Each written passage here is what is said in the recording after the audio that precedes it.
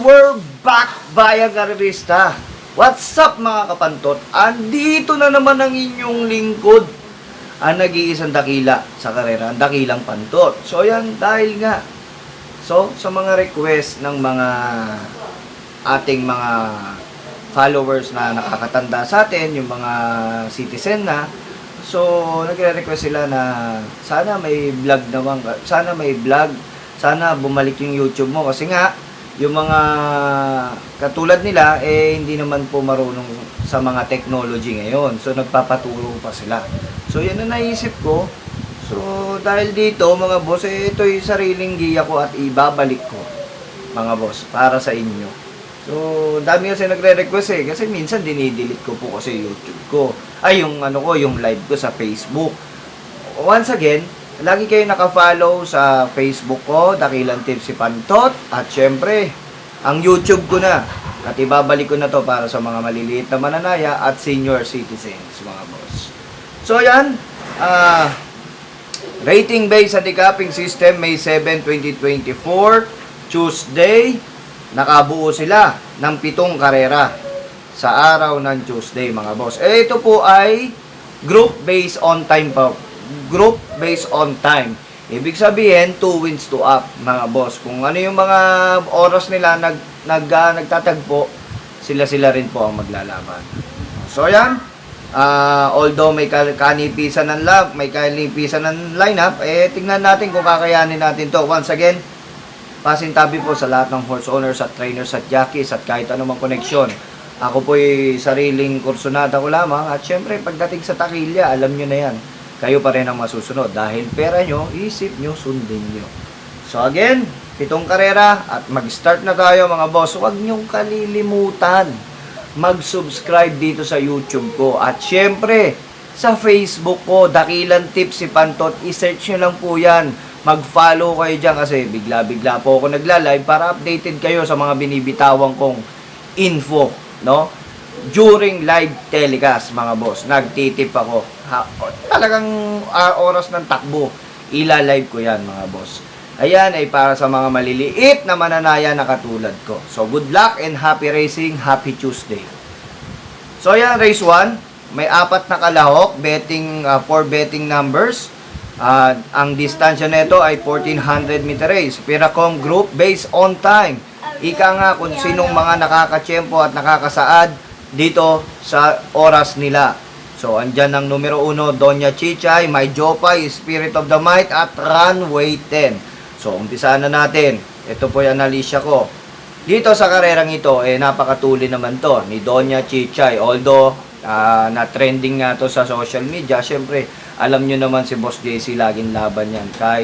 Kahit ano pa yan, tansan pa yan, wala tayong magagawa kung ano yung tinakbo ng kabayo, ganun talaga. So, bawi na lang mga boss. So yan, dahil dyan, Doña Chichay, My Jopay, Spirit of the Might, at Runway 10. So dito sa 4 na to, medyo kasi si Runway 10 nakaraan meron na, pero hindi na siya ganung katulid, no? Sa pag-aking pagkakalkula. Pero nandiyan si My Jopay, baka maghagaran yan, dalawa na yan. Isa makinabang, yung My Jopay. Si My Jopay ay nagpagpag na ng kalawang to nakaraan. At pwede na to si My Jopay, no?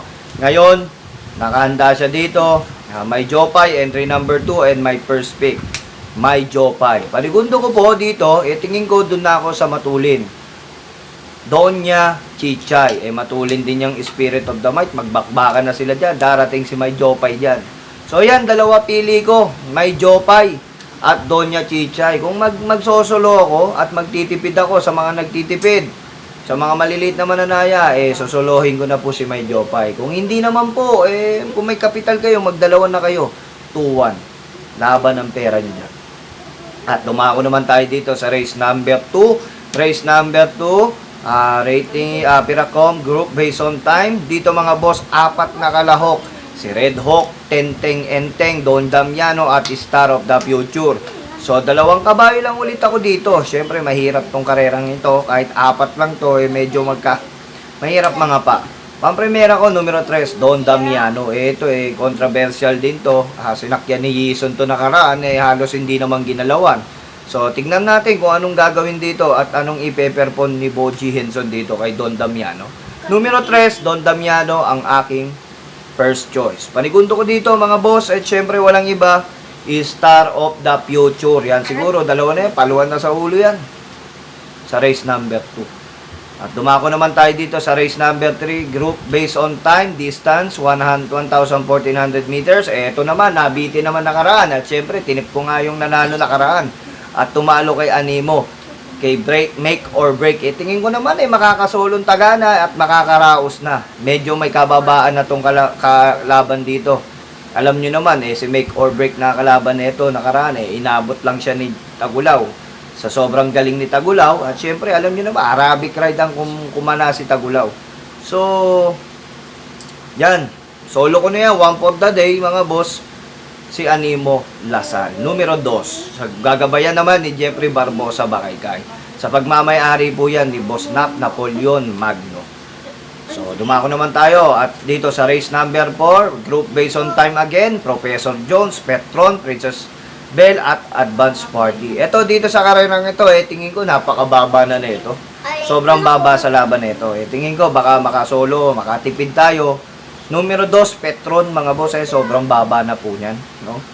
Medyo kahit group based on time, hindi naman pinipwer sa tong kabayo na to. Lalo na si Tagulaw na may sakay dyan. Tingin ko, makakaraos, mga boss. Numero 2, solo ko, one for the day ulit, Petron. Dalawa na yung one for the day natin. Animo Lasal at Petron sa race number 4. Okay, numero 2, Petron. Okay, sa race number 3, numero 2, Animo Lasal.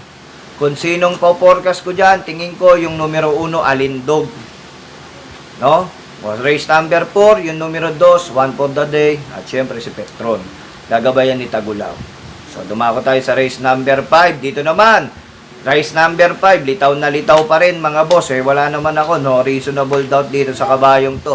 Sa pagmamay-ari ni Boss Oliver Maceda. No? I tell you, numero 2, tingin ko, makakaraos na kasi sobrang gaan nito sa labang to.